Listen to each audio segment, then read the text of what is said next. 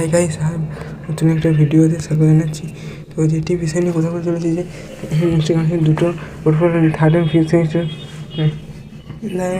ইয়ে করে স্টাডি করে যেটা third and fifth semester notice. তো নোটিশে কী বিষয়বস্তু যে বলা হয়েছে যে তোমাদের কিন্তু এইচএস থার্ড এবং ফিফথ সেমিস্টারে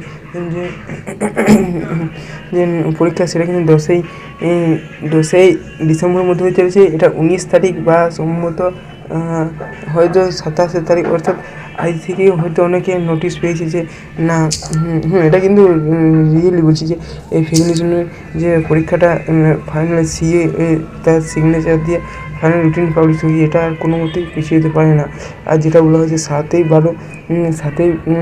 ডিসেম্বরের মধ্যে কোন কলেজে প্রত্যেকটা যে ডিপ্লোমা সরকারি কলেজ, বেসরকারি কলেজ, গভর্নমেন্ট স্পন্সর কলেজগুলো যে স্পন্সর কলেজগুলো কোন কলেজে কোথায় কোন কলেজ যাবে অবজারভারগুলো, তো সেগুলো কী বলবো, সেগুলো যে 7/12 মধ্যে স্টেট কাউন্সিলকে পাঠাতে হবে বা স্টেট কাউন্সিলকে পাঠাতে হবে। হ্যাঁ, এর প্রত্যেকটা কলেজ থেকে পাঠাবে। তো কলেজের যে লিটারেচার বা টিচাররা তারা সিদ্ধান্ত করবে যে কোন কলেজে গভর্নমেন্ট কলেজ থেকে গার্ড হিসাবে প্রাইভেট কলেজে আর বেসরকারি কলেজ থেকে গার্ড হিসাবে সরকারি কলেজে আসে।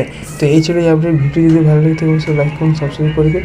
আর পরীক্ষা কিন্তু ডেট পিছনে কোনো পর্যবেক্ষণ নেই। এবং এসটিএমসি স্কলারশিপ সম্বন্ধে কিছু ভিডিও যদি এসছে, এসটিএমসি স্কলারশিপ সম্বন্ধে ওটা এসছে যে তোমাদের স্কলারশিপে যেটা যে অ্যানুয়াল ফিমেল ইনকাম হলে ভালো, কিন্তু মান্থলি ইনকাম ফ্যামিলি দেখলে তো সেটা কিন্তু অসুবিধা আছে।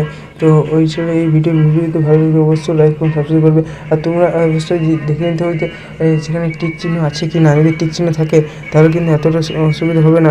টিক চিহ্ন না থাকলে সে রিজেক্ট হয়ে যেতেও পারে। আমি বলছি হয়ে যাবে। তো ঠিক আছে, থ্যাংক ইউ।